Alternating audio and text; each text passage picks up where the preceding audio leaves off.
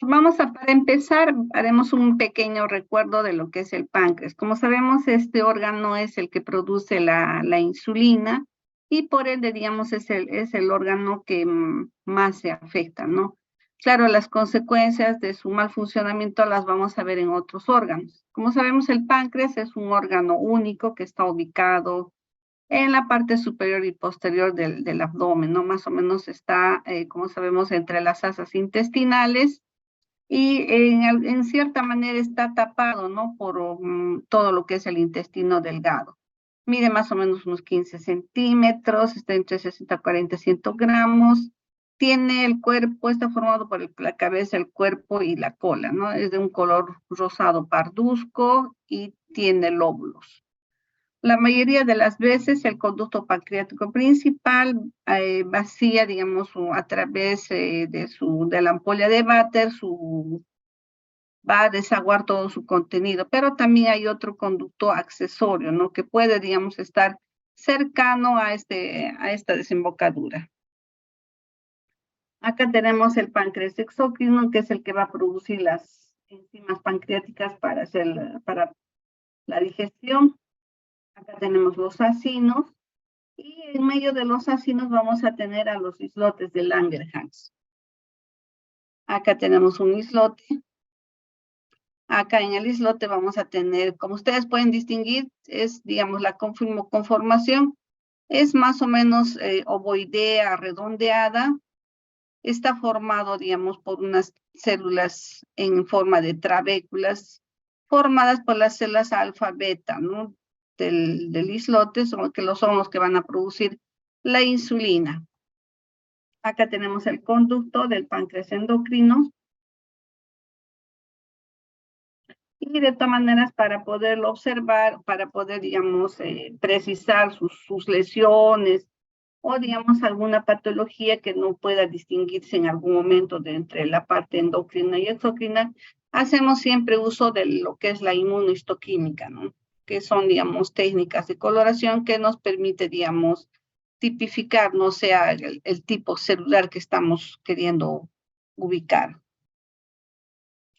Así es como lo vemos, ¿no? La mayoría de las veces aparece como unas áreas circulares un poco más tenues, a las que llamamos islotes de Langerhans, ¿no? Acá tenemos el ducto, acá otro islote, no siempre, digamos, son todos del mismo tamaño, ¿no? Puede haber en cierta manera alguna variabilidad, ¿no? Pero ya, digamos, nos damos cuenta por la coloración que es un poco más rosadita comparada, digamos, del tono basófilo de los acinos pancreáticos, acá del páncreas exocrino.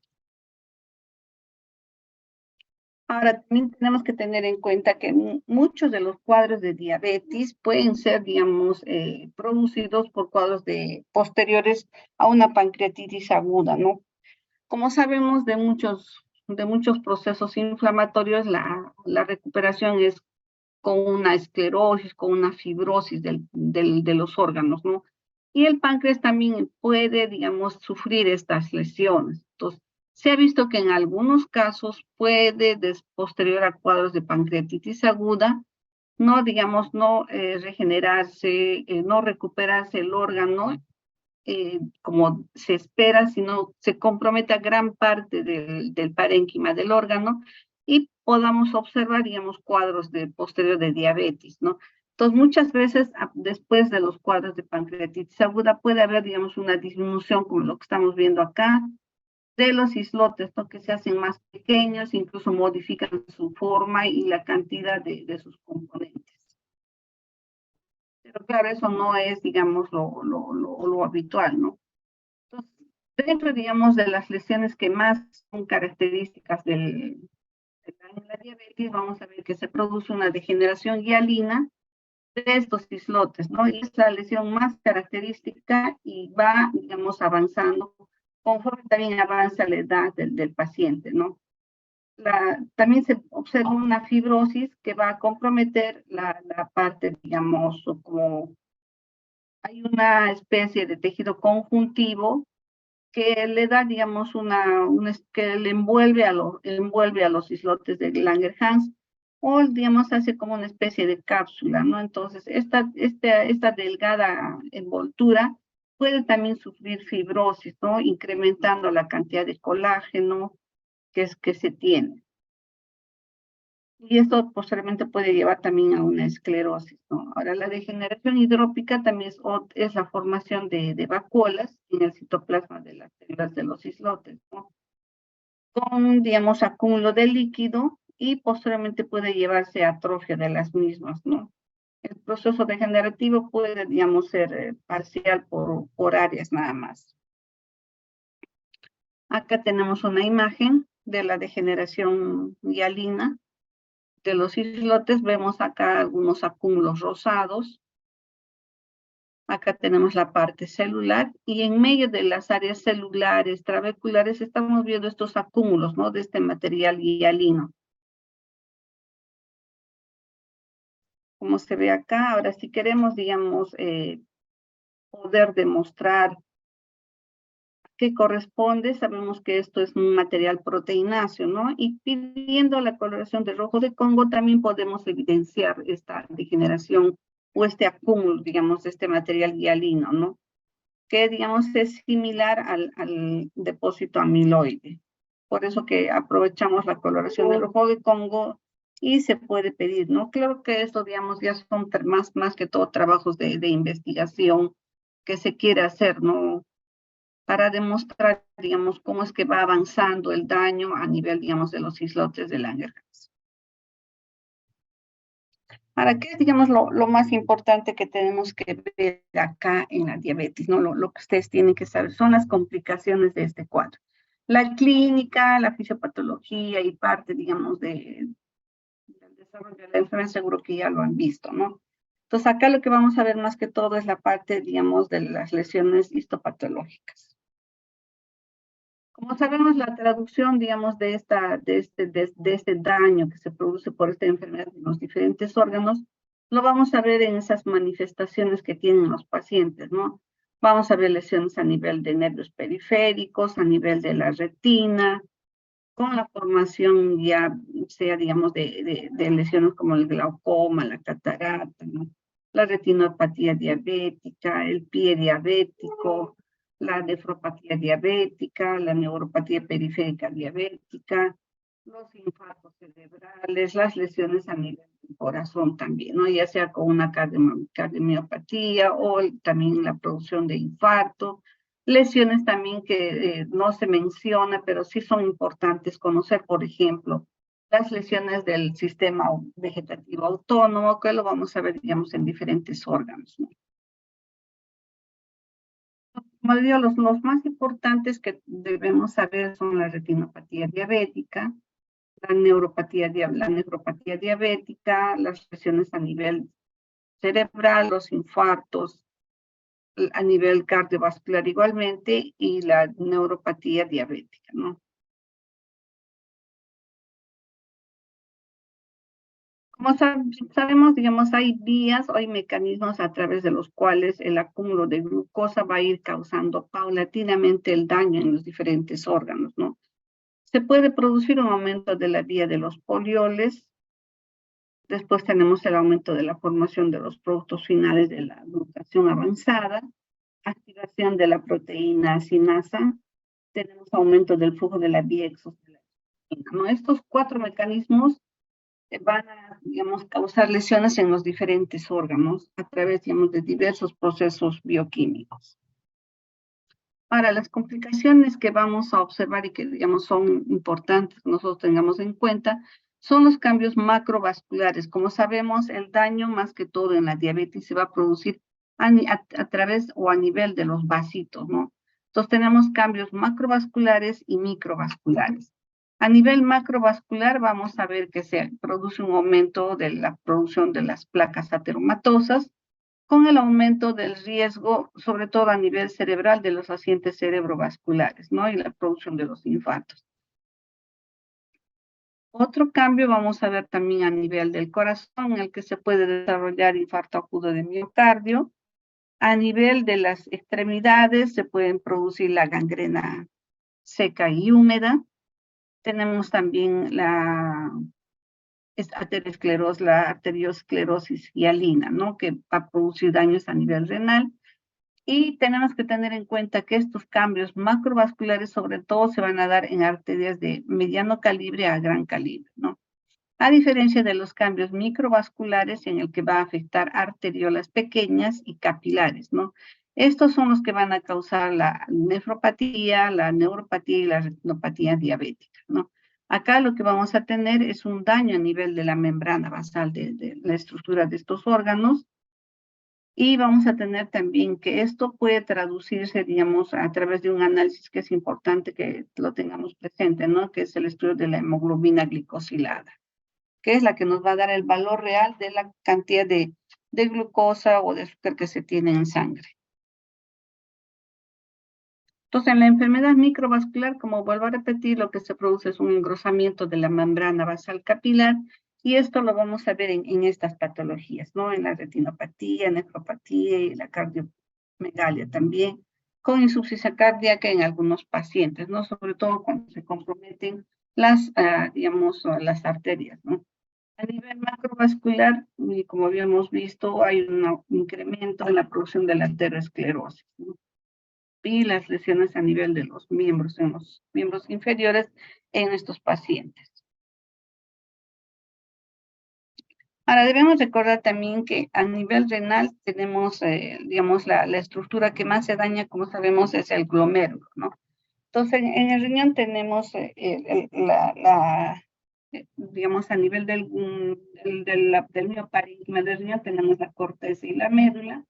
Como sabemos, a nivel de la corteza está la mayor cantidad de glomérulos, que son los lugares donde se va a realizar, digamos, la filtración glomerular, ¿no? También se le conoce como corpúsculo renal, y estos corpúsculos a su vez también están conectados con los tubos, ¿no? Entonces, el funcionamiento de ambas estructuras nos va, digamos, a llevar a la producción y eliminación de la orina, ¿no? Ahora, ¿cuál es la estructura más importante que se compromete acá? Es el glomérulo. También vamos a ver que sí hay compromiso de los tubos en otro post.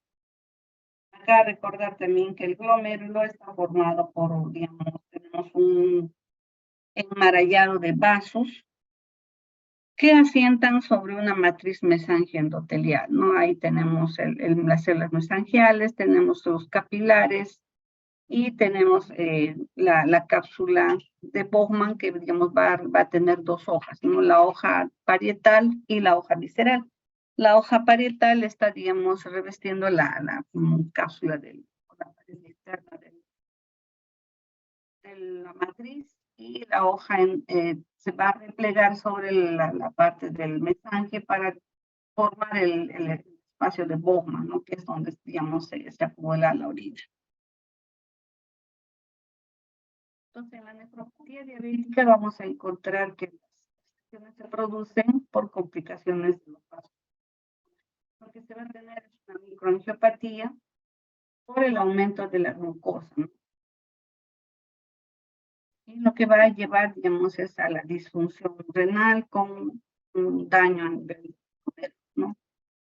Vamos a ver que se produce un aumento de la permeabilidad de la membrana, mayor filtración. ¿Cómo lo vamos a ver esto, digamos, macroscópicamente, digamos, que se vean? Acá tenemos el glomérulo, que es un corte histológico. Tenemos acá el túbulo contorneado proximal. Acá tenemos el espacio de Bowman. Acá tenemos toda la matriz mesangiendotelial. Tenemos acá la hoja parietal de esta membrana que cubre este espacio. Tenemos la hoja parietal y acá se repliega para formar la hoja visceral, ¿no? Está cubriendo toda esta matriz. Acá tenemos los capilares pequeñitos, las células mesangiales y los porocitos que se veríamos casi en esta parte externa del glomérulo. Entonces, en la nefropatía diabética vamos a ver cambios que se van a dar, digamos, a nivel del glomérulo, ¿no? En su mayor porcentaje, pero también lo vamos a ver a nivel, digamos, de los tubos. Ahora, ¿cómo vamos a, digamos, darnos cuenta de que este paciente está? Es simple, ¿no? Determinar la proteinúria. ver cómo está, digamos, qué porcentaje tiene, y esto es un marcador principal para, digamos, ver cómo está yendo el paciente, ¿no? Macroscópicamente, el riñón en un inicio no tiene mayores cambios. Incluso nos da la impresión muchas veces que el riñón estuviera aumentado de tamaño y de volumen, ¿no? Pero conforme, digamos, ya la enfermedad se instala y ya se empieza a observar cambios, que es más o menos pasados los 10 años, vamos a ver que el riñón de tamaño, ¿no? Se torna más duro y más fino. Acá ya, digamos, vamos a ver daño de diversos glomérulos, pues toda la estructura se compromete y el órgano va a tener menor tamaño. Ahora, en las primeras etapas, como decía, el examen físico puede no observarse mayores cambios, ¿no? Pero ya conforme, digamos, la enfermedad ya está instalada y empieza a haber sintomatología, sobre todo la proteinúria que ya nos va a manifestar la infección renal, entonces vamos a ir viendo diferentes cambios.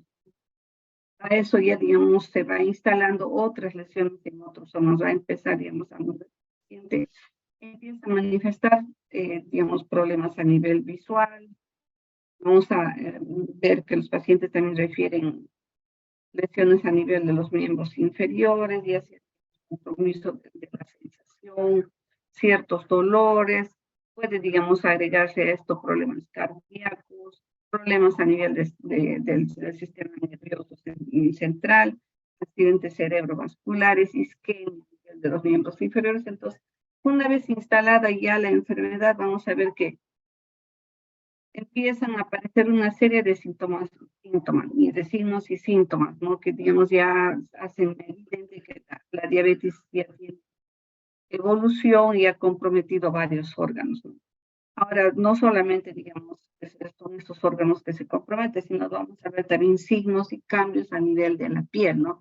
Los pacientes diabéticos tienen otra coloración, ustedes lo van a notar, muchas veces se ven como que tuvieran, digamos, un color más amarillento, estuvieran un tanto más pálidos, otras veces aparecen, digamos, con cierta pigmentación en la piel, y también vamos a observar, digamos, lesiones o placas pigmentarias a nivel de miembros inferiores, ¿no? Sobre todo a nivel de dorso de pie, en el área, digamos, a nivel de los malleolos, vamos a ver que poco a poco se va instalando como si fuese un melasma, ¿no? Unas placas más oscuras, más grisáceas, ¿no? Ahora ya cuando la lesión está avanzada, vamos a ver que los miembros inferiores de los pacientes tienen otra coloración, tienen otro tinte, ¿no? Más gris, más oscuro. Ahora, en los pacientes ya, digamos, cuando ya hay mayor compromiso, vamos a ver otra sintomatología, ¿no? A lo que, digamos, se agrega a todas estas molestias que tiene el paciente, ¿no? Acá tenemos un corte de parénquima renal, cómo aparece fibrosado, y su superficie es irregular, micronodular, con múltiples nódulos, áreas citales, como cuando se ve, digamos, en pacientes que hacen pielonefritis crónica, pero la diferencia es que los pacientes que tienen pielonefritis crónica, digamos, ya está más deformado, ¿no? Acá todavía conserva un poco su forma de habichuela, pero vamos a ver esas áreas cicatrizales, ¿no? Incluso formación de cistas, y el daño de la fibrosis, no solamente, digamos, se va a instalar la corteza, sino también a nivel de la médula, ¿no? Como que hay un compromiso de ambas estructuras. Ahora, los cambios histológicos que se dan principalmente a nivel de los glomérulos en la nefropatía diabética van a incluir básicamente estos puntos, ¿no? Engrosamiento de la membrana basal glomerular, vamos a ver una expansión mesangial de las células que están a nivel del penacho glomerular, vamos a ver una esclerosis glomerular y daño a nivel de los podocitos, ¿no? De esas células que están casi en la parte periférica.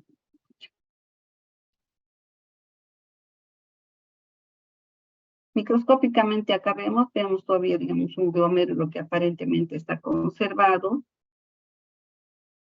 Acá tenemos ya con daño. Acá vemos que está viendo, digamos, un engrosamiento de la membrana basal y como que el glomérulo se va haciendo más pequeño, se va construyendo, ¿no? Pero como este daño también no solamente, digamos, es el depósito a nivel de las células mesangiales, a nivel de las células mesangiales, entonces también se va a instalar otro daño, ¿no? También a nivel de los capilares, a nivel de los podocitos. Entonces, esto que veíamos acá como que hay un poquito más de espacio, conforme va pasando el tiempo también vamos a ver que esto se revierte, ¿no? Va a incrementarse la fibrosis, la esclerosis a nivel de la matriz mesangia endotelial y se va a ir disminuyendo también el espacio urinario, ¿no? El espacio de Bowman.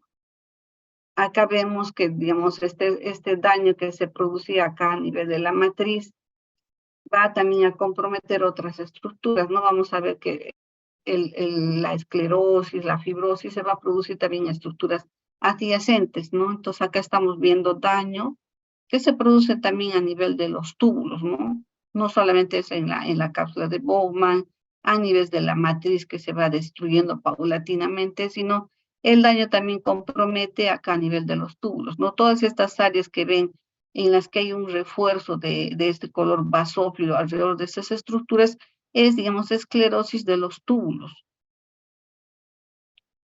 Y ya posteriormente vamos a ver ya unas imágenes en que todo el glomérulo está esclerosado, desaparece el espacio de Bowman y aparecen estas imágenes algodonosas a las que llamamos los nódulos de Kimister-Wilson, ¿no? Acá vemos una imagen, vean, forman esta especie de áreas hialinas rosadas. Empieza en un área, a veces 2, 3, y paulatinamente ya, digamos, todas estas tres estructuras se van dañando y se van comprometiendo, y al final queda todo como si todo esto pareciera, digamos, un área todo rosada en el que ya no hay, hay ausencia de todo este componente, no tanto de las células del mesangio como de los capilares y de los podocitos, y solamente vemos estas áreas rosadas que algunos los hacen parecer a imágenes, a cúmulos como si fuesen de algodón, ¿no? Que le llamamos estos módulos de Kimister-Wilson, ¿no? Digamos, la enfermedad ha comprometido prácticamente todo el glomérulo, lo ha esclerosado, lo ha fibrosado, ha habido una fusión de ambas hojas, tanto de la cápsula, de la hoja parietal como de la hoja visceral, y prácticamente todo este espacio de Bowman desaparece, entonces el glomérulo ya no filtra, ¿no? En este estado ya, digamos, el paciente tiene mayor compromiso. Acá estos pacientes ya requieren incluso trasplante renal porque ya el riñón no filtra y se van acumulando más sustancias tóxicas en el organismo. Ahora, ¿cómo digamos, lo podemos hacer evidente estos nódulos de Kimister-Wilson, ¿no? Algunas veces no son tampoco tan fáciles de poder distinguir, entonces hacemos uso de otros medios auxiliares de estudio, ¿no? Tenemos, por ejemplo, la microscopía electrónica que nos ayuda a poder, digamos, determinar o a poder más que todo confirmar el daño, ¿no? Entonces, a nivel de microscopía electrónica vamos a poder, digamos, tomar fotos sobre todo de esta área, ¿no? A nivel de la matriz, y vamos a ver cómo las células mesangiales, cómo los capilares se van dañando poco a poco, ¿no? Incluso los podocitos, ¿no? Y vamos a ver cómo es que la membrana basal, que al inicio, digamos, es una área delgada, casi imperceptible, vamos a ver que se incrementa y prácticamente borra, aumenta de volumen y borra los otros, ¿no? Hay pérdida de los podocitos, como lo que vemos en esta imagen. Cómo es que incrementa la matriz mesangia endotelial, hay un engrosamiento de la membrana basal, ¿no? Y las células mesangiales también disminuyen, ¿no? Acá estamos viendo igual, los podocitos van disminuyendo de tamaño, se hacen más pequeños, y la membrana basal está engrosada, ¿no?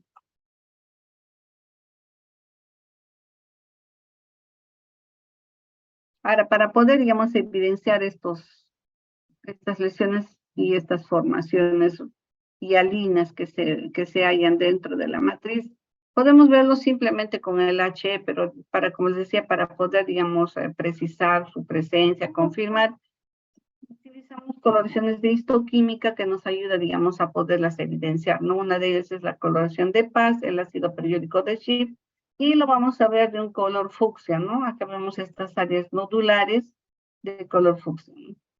Dentro de la matriz mesange endotelial, acá lo vemos con la coloración de tricrómica, que tenemos la coloración de histoquímica, y lo vamos a ver de color verde, ¿no? Otras veces lo vemos también de color azul, dependiendo del cromógeno. En este caso, el cromógeno es de color verde, otras veces es de color azul, en la coloración de tricrómica, ¿no? Y en la coloración de Crocos también se hace evidente.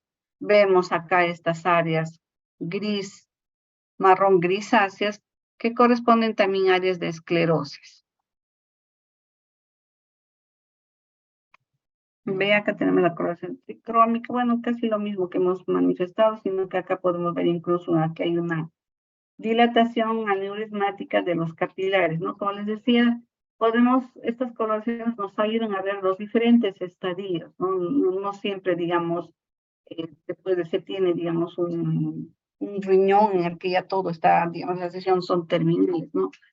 En ocasiones, pues, tenemos necropsias de pacientes que están en diversos estadios el daño que se tiene a nivel renal. Entonces, nos permite, digamos, ver, hacer en los cortes que podemos realizar, vamos a poder ver diferentes estadios, ¿no? Unos glomérulos que están más comprometidos y otros que están, digamos, ya totalmente esclerosados, ¿no? Y la inmunofluorescencia también nos ayuda, pero en estos casos la inmunofluorescencia se hace más, digamos, cuando son biopsias renales, ¿no?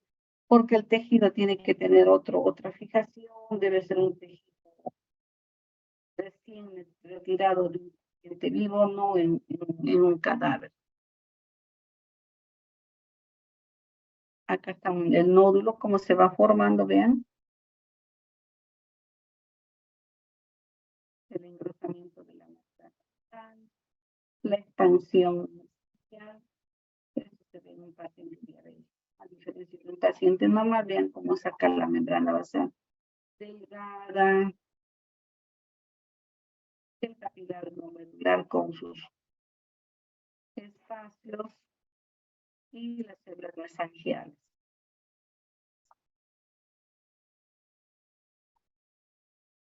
Estos son nódulos de aquí, Mr. Wilson, se definen como estructuras esféricas u ovoideas eosinofílicas con un área central que puede ser acelular y que están rodeadas por un anillo celular, ¿no? Acá tenemos un área central acelular, amorfa, rosada, rodeada por células alrededor, ¿no? Acá tenemos otro que se está iniciando y acá tenemos células alrededor, igual acá células alrededor.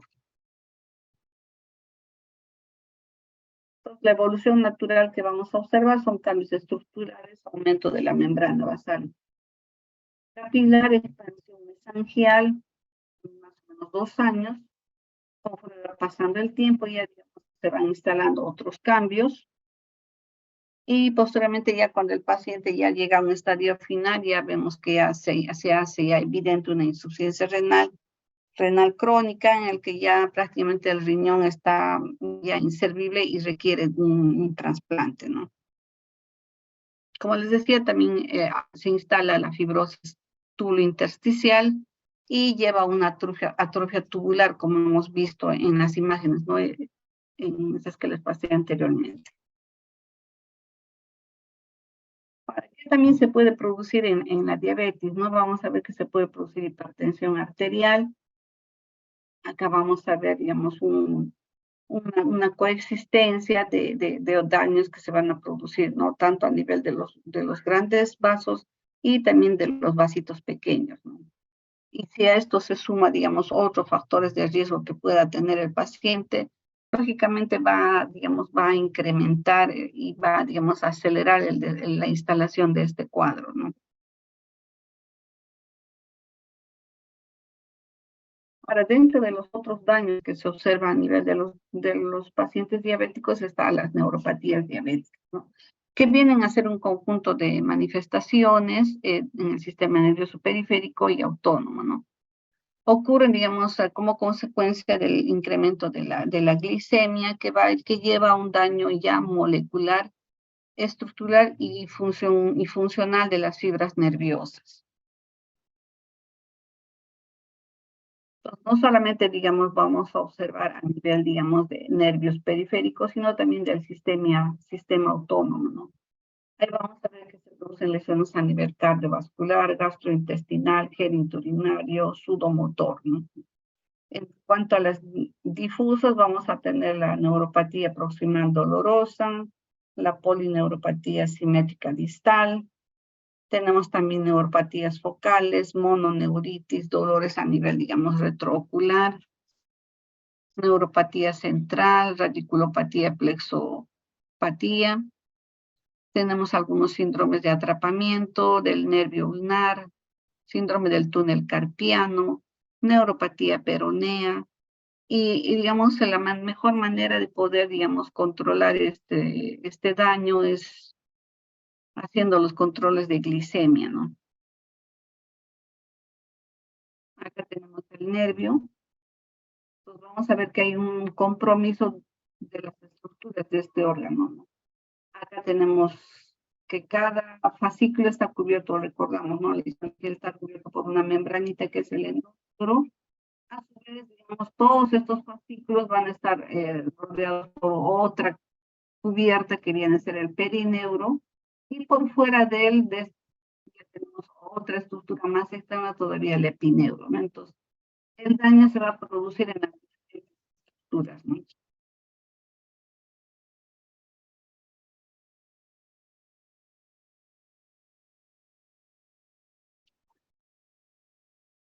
Entonces, la causa más común de neuropatía, digamos, práctica clínica es la diabetes, ¿no?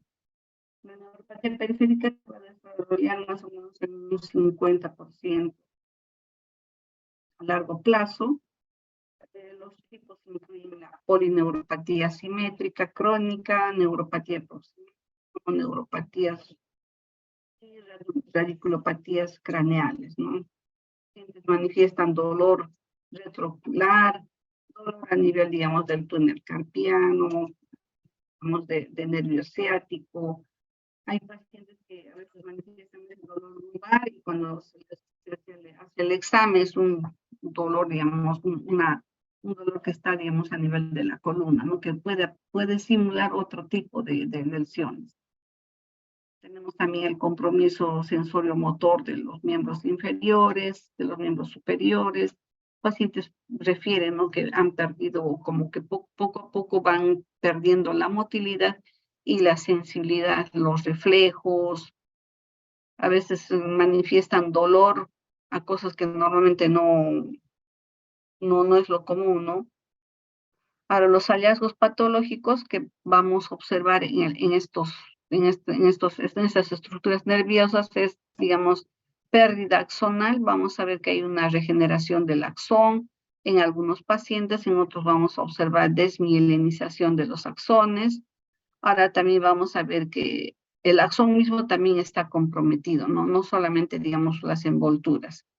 Y otro hallazgo también que se observa es el daño a nivel de las arteriolas que van a dar la nutrición y oxigenación en estas estructuras, ¿no? No solamente son las terminaciones nerviosas, los nervios, sino también los vasitos que están, digamos, dando su alimentación y nutrición a oxigenación y a estos nervios, ¿no?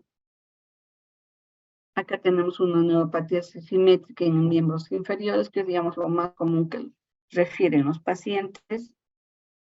Como sabemos, el daño que se produce son tanto por la vía de los polioles, como también por las otras vías, ¿no? Y dentro de la neuropatía diabética periférica, en la que es simétrica, tenemos que algunos, digamos, tienen unas escalas, ¿no? Para poder, digamos, ver en qué grado de compromiso está el daño, ¿no? Entonces, se puede, digamos, medir la parte sensorial, la presencia del dolor, los reflejos tendinosos y el déficit motor, ¿no? Para ver si, digamos, es una neuropatía diabética simétrica, ¿no? Se hacen los dos miembros inferiores.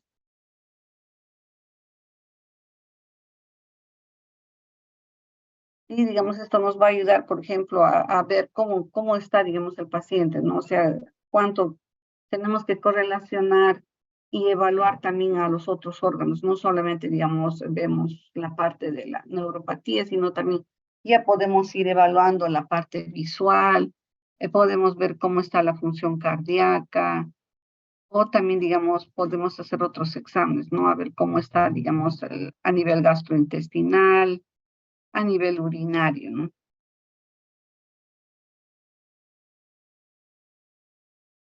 Estos son más o menos digamos, los pasos que se sigue. Tenemos primero en la neuropatía periférica simétrica, una alteración de la sensibilidad, tenemos luego las parestesias, el adormecimiento y el dolor nocturno, ¿no? Que los despierta a los pacientes.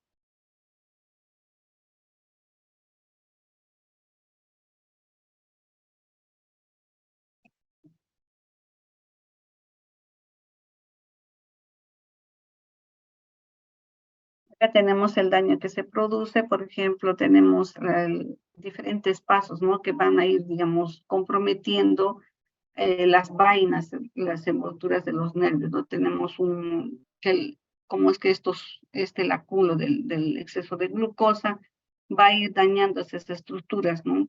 Y va produciendo, digamos, destrucción, con el daño a nivel de los axones, la desmilinización, la disminución de las células de Schwann, ¿no?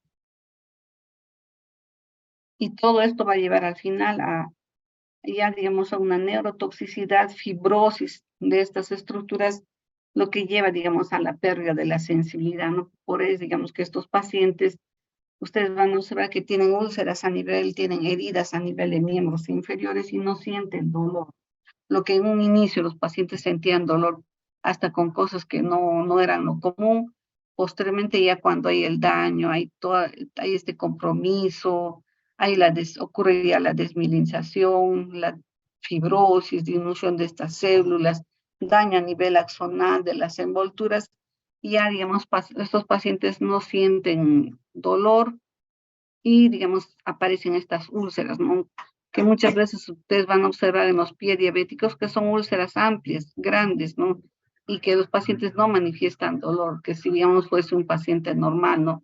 ¿Cómo es que tienen estas lesiones ulcerosas tan amplias? Y esta también es pues, otra manera, digamos, de estar siempre alertas, porque estos pacientes a nivel de estos miembros inferiores, no solamente por el compromiso neuronal, sino también como habíamos visto, de las pequeñas arterias, empiezan a tener, digamos, problemas a nivel de la circulación, ¿no? Entonces hacen, digamos, cuadros de trombosis y que poco a poco van, digamos, necrosándose, se van, digamos, dañando diferentes áreas y aparecen, por ejemplo, estas áreas negruzcas de la gangrena, ¿no? En el que el paciente aparece con un área violácea, media gris a nivel de los dedos de las extremidades y cuando se hace ya, digamos, un Doppler o se ve si todavía, digamos, ahí los vasos pueden estar permeables, vemos que ya tienen trombosis, hay placas ateromatosas y lo único que queda, digamos, en ese momento es hacer una amputación, ¿no? Acá vemos el daño, vean ustedes. Tenemos las fiebras amielínicas normales. Tenemos acá una fiebre amielínica degenerada.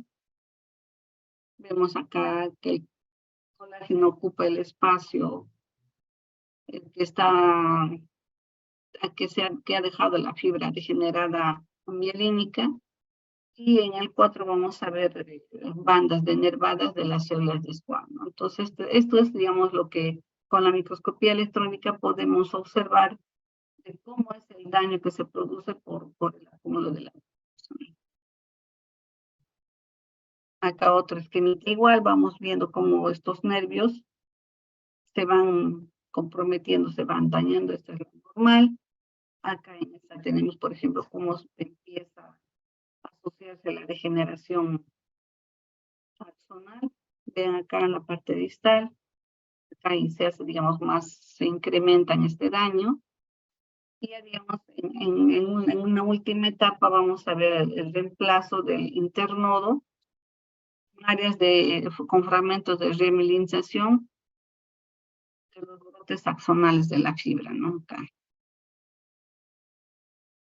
Histológicamente, acá vamos a ver, digamos, un infiltrado inflamatorio, linfoplasmocitario, del perineuro de esa envoltura que está envolviendo a los haces, y, digamos, también el compromiso a nivel de los vasitos, ¿no? Vean cómo el infiltrado no solamente está en esta membrana, sino también en los vasitos, ¿no?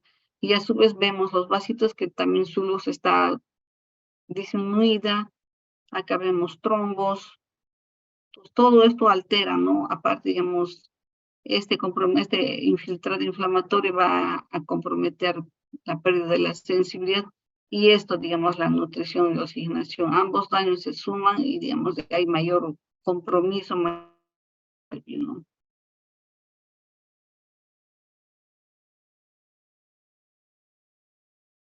La neuropatía periférica viene a ser una complicación común de la diabetes y lleva un alto riesgo de dolor, cambios tróficos y disfunción autónoma. El control de la glucosa es el mejor tratamiento o el mejor, digamos, parámetro de poder, digamos, ver cómo está o monitorizar, puede monitorizar al paciente para ver cómo está yendo el avance de la enfermedad, ¿no? Y las lesiones inflamatorias son comunes en las neuropatías focales y multifocales. Asimismo, vamos a ver que el déficit motor o la afección propioceptiva debe ser considerada, digamos, en pacientes que tienen neuropatía, ¿no? Otras afecciones que vamos a observar son a nivel cardiovascular, tenemos la vía cardiovascular autonómica, en el que vamos a ver, digamos, junto a la hiperglucemia pueden haber otros factores como el incremento de lípidos, la edad, digamos, factores genéticos que van a llevar al daño, ya sea directo o indirecto, que se va a producir a nivel de la fibra nerviosa, ¿no? Y eso lo vamos a observar en el sistema neuronal o el sistema nervioso propio del corazón a nivel de las tejidos. Las lesiones que vamos a observar a este nivel van a ser, digamos, taquicardias, intolerancia ortostática, síncope, inestabilidad cardiovascular, infarto de miocardio en algunas ocasiones, y que esto puede llevar incluso al aumento de la mortalidad. Todo el ACX se compromete por ese daño también que se produce, ¿no? Y similar a los otros órganos. Entonces el daño no solamente es a nivel de la fibra miocárdica, sino también el sistema que tiene propio.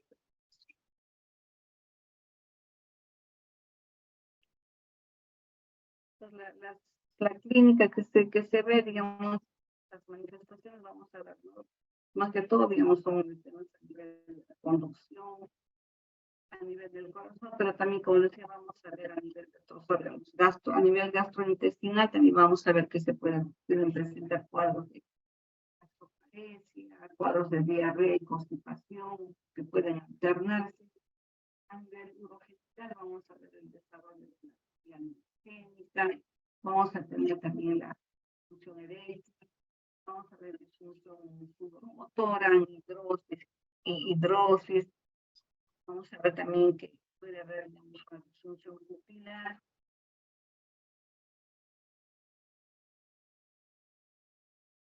Lo que les decía, no puede, digamos, comprometer también el sistema gastrointestinal. Entonces ahí vamos a ver, por ejemplo, que muchos de estos pacientes van a manifestar algo bien característico, ¿no? El reflujo gastroesofágico, como, digamos, como una enfermedad parte del cuadro de diabetes. Y las manifestaciones son similares a las de los otros pacientes, el ardor, la tiroides, en estos casos, ya digamos, al tratamiento de la diabetes se adjunta otros medicamentos, ¿no? Para poder manejar estas molestias. Otro síntoma, otra manifestación que tenemos es la paresis. Sabemos que se produce de Brasil, en ausencia de una obstrucción mecánica, y hay síntomas de náusea y síntomas de náusea. La etiología, sabemos que es un deterioro del control de esos sistemas autónomos. También controlando a las vísceras, acá también hay un deterioro y por este motivo se produce este retraso en el vaciamiento gástrico, ¿no? La clínica, mucho dolor abdominal, sensación de movimiento, después de y en algunos casos después tenemos pacientes que hacen cuadros de diarrea, tenemos ahí diarrea diabética, en pacientes con diabetes de larga duración puede estar cuadros de diarrea crónica y en varias ocasiones puede haber incluso cuadros de esteatorrea, ¿no? No sabemos en todas estas manifestaciones, siempre tenemos que tener en cuenta la monitorización de los niveles de glucosa y a la par también con los otros tratamientos que tiene el paciente, ¿no? Entonces, manejar, como se estarán dándose cuenta, manejar un paciente diabético no es solamente darle sus medicamentos hipoglicemantes, sino también darles otro ver la sintomatología que está presentando en otros órganos, ¿no? Y a veces ya, digamos, no solamente es una neuropatía, es también unos problemas gastrointestinales, genitales que se pueden. Y en general, digamos, es un compromiso amplio, porque, digamos, el daño no solamente se produce en lo común que habíamos visto, ¿no? En las neuropatías, apatía que es más común, ¿no? Que siempre es lo más común ver un paciente con diabetes que está en las salas de diálisis, pero también hay pacientes diabéticos hospitalizados por amputación de miembros inferiores, por otro tipo de cosas. Y la función de también es parte, digamos, del cuadro. El compromiso también de la vejiga neurogénica también es otra sintomatología dentro del instituto urinario. Claro, otro órgano que también se compromete es la visión, ¿no? O sea, la cantidad de glucosa va a generar diferentes componentes, mecanismos, la inflamación, la activación de algunas moléculas, la vía de los pólipos. Todo esto va a llevar, digamos, a activación de a una disfunción vascular, daño de las células neuronales. Este daño va a llevar a una disfunción, a un daño también de disfunción, daño de los vasos, y con el tiempo vamos a ver, digamos, compromiso de la retina y compromiso también de los vasos. Todo esto va a llevar a una pérdida de la vida y, digamos, a la instalación de la patología diabética. Aquí tenemos una imagen de fondo de ojo en el que estamos viendo los vasitos retinales. Acá vemos la mácula y vemos micro. Un problema pasando el tiempo también va a llevar al paciente a una ceguera, incluso el desarrollo de trátano. Ahora de neuropatía diabética, vamos a ver que hay dos estadios, ¿no? Un estadio en el que decimos que es el no proliferativo.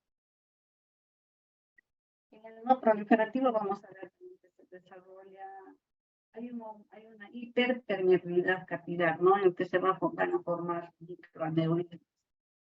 Y en este caso, la no proliferativo, vamos a ver la pérdida de los pericitos, que vienen a ser una especie de células musculares lisas que están alrededor de algunas estructuras y se van a formar también microaneurismas, ¿no?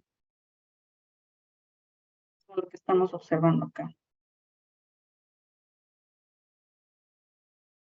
Acá este es un cortecito pequeño, va a haber un aumento de la permeabilidad, vasitos de neoformación anormales. Acá hay microaneurismas, las microhemorragias, y esto lleva, digamos, a que el paciente poco a poco va teniendo una visión borrosa, ¿no? Como que no ve bien. Ya tenemos otro, ven la mácula, estas microhemorragias que aparecen como manchitas. Igual acá. Ahora Otra lesión que habíamos manifestado era el desarrollo del glaucoma. Acá vemos un área más amarillenta, en el que estamos viendo, ¿no?, el glaucoma con ahorcamiento marcado óptico, y la incidencia, digamos, del desarrollo de esta lesión es mayor, digamos, en la población diabética.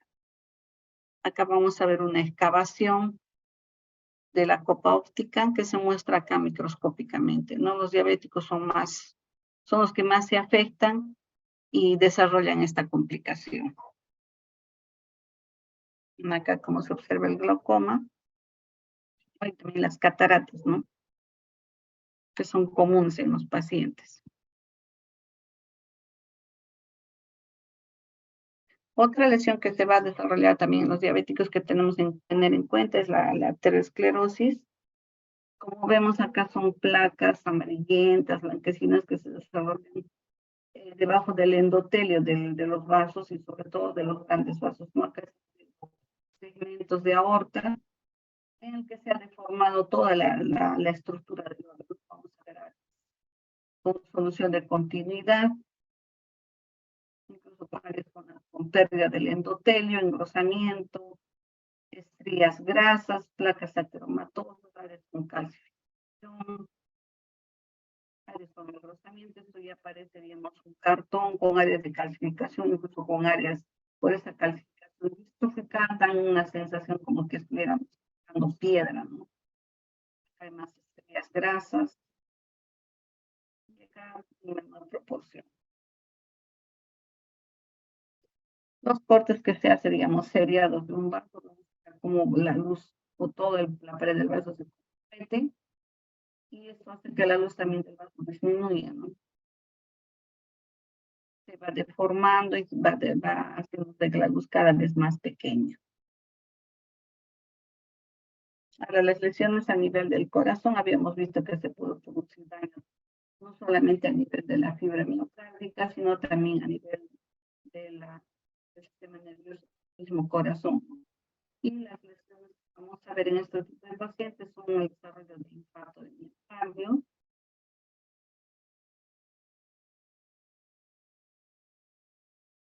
Ya digamos, acá estamos viendo una arteria coronaria con su placa ateromatosa, y como habíamos visto que en nuestros pacientes se acelera este proceso, entonces esto, digamos, contribuye a la instalación de estos cuadros de isquemia y más adelante a un infarto de miocardio.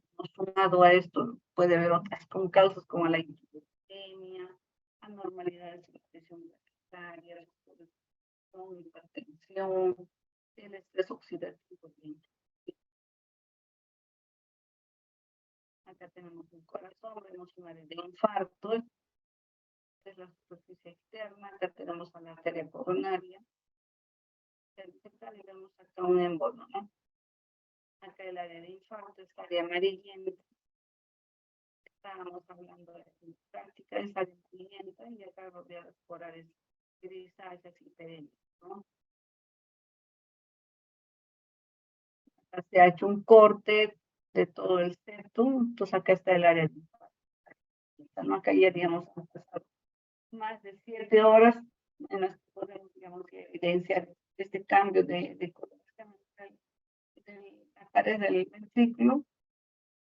Estamos ya, digamos, confirmando macroscópicamente el área de infarto, ¿no? Otro cuadro que se produce también fuera del infarto es la cardiomiopatía. Vamos a ver que se desarrolla, esto nos va a llevar al desarrollo de insuficiencia cardíaca. Pues como vemos en esos pacientes, no solamente se desarrollan problemas en el corazón, de las miocárdicas, y también el desarrollo de la misma fibra que puede hacer cuadros de insuficiencia, ¿no? Y esto tiene que ver también con el daño que se va a producir a nivel de la arteria coronaria, y eso también vamos a tener que al final se juntan muchos factores de otros órganos y contribuyen al desarrollo, al aceleramiento de las diferentes patologías, ¿no? Esto es lo que también vemos en los diabéticos, lo que les decía, ¿no? La instalación de estas úlceras, estas lesiones que poco a poco, digamos, van haciéndose más grandes y empiezan con una lesión ulcerosa pequeñita y van creciendo, ¿no? El paciente aparentemente ni lo siente ni se da cuenta que está empezando a tener ese tipo de áreas con pérdidas de la solución de continuidad de la piel. Y vemos acá que el desarrollo de estas áreas, los pacientes no tienen, como han perdido sensibilidad en esta zona, entonces no sienten dolor, digamos, incomodidad cuando se presentan ese tipo de lesiones, ¿no? Y vemos también acá, se nota un poco, digamos, unos vasitos. Acá vemos incluso un área como que hubiera un edema. Y vean ustedes, la coloración de la piel también tiene un tinte medio amarillento, ¿no? Hay bastantes vasitos acá evidentes, lo que nos, digamos, manifiesta que no hay una buena circulación, ¿no? Y vean cómo aparecen estas áreas grisáceas. Sobre todo eso se da, digamos, en las extremidades a nivel acral, ¿no?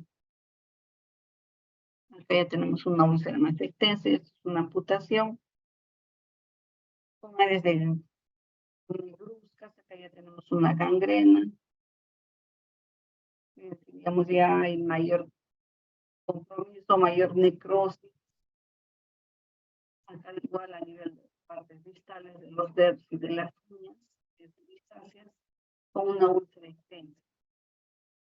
Los vasos están comprometidos y con que se hace, pero se ve, digamos, ¿no? Hasta dónde está comprometida la circulación y desde un área que seríamos viable todavía ya se hace la amputación, ¿no? Retiran del órgano dañado, la parte dañada. Ahora, también tenemos que tener en cuenta que en los diabéticos se pueden presentar infecciones oportunistas, ¿no? Y una de ellas es la mucormicosis. Entonces, la mucormicosis no es, digamos, solamente patrimonio, no solamente que les da a los pacientes que son inmunosuprimidos, ¿no? Pacientes de VIH, sino también les da a este tipo de pacientes. Los diabéticos pueden desarrollar úlceras en diferentes partes del cuerpo, ¿no? Sobre todo a nivel del, del rostro, lesiones a nivel de la cavidad oral, de las fosas nasales, pueden ser, digamos, de este hongo y con lesiones destructivas, que incluso ahora también se está observando en los pacientes post-COVID, ¿no? Por el tratamiento inmunosupresor que tuvieron, entonces también se producen los diabéticos, ¿no? Acá tenemos al hongo, son hongos grandes, con lo que estamos viendo acá sus hifas. Entonces, estas hifas son, digamos, tienen una forma en ángulo recto, ¿no? A diferencia de las perigilios, que son hongos también así similares, pero tienen, digamos, en ángulo agudo sus hifas, ¿no? Acá las hifas forman ángulos rectos, entonces son hifas no tabicadas. Acá vemos estas áreas negruzcas, estas úlceras negruzcas en cavidad oral, y esto también se puede producir en los pacientes diabéticos. La predisposición son áreas de acidosis, de hierro, granulocitopatía, tratamiento de corticoides, insuficiencia renal y diálisis, ¿no? Acá tenemos coloración de paz, ya vemos a las esporas y a las hifas del mucor, ¿no? Que tienen que ser, digamos, evidenciadas con la coloración de paz o la coloración de grocoto. Bien, chicos, gracias. Hasta acá, si tuvieran alguna pregunta.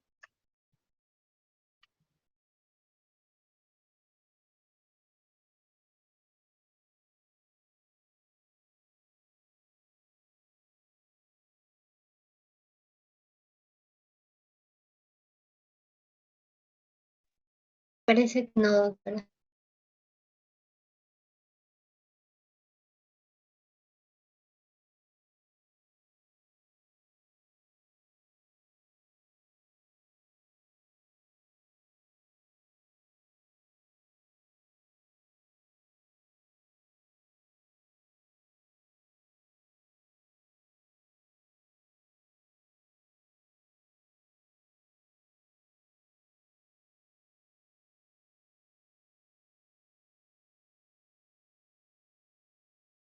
A ver, chicos, ¿alguna pregunta?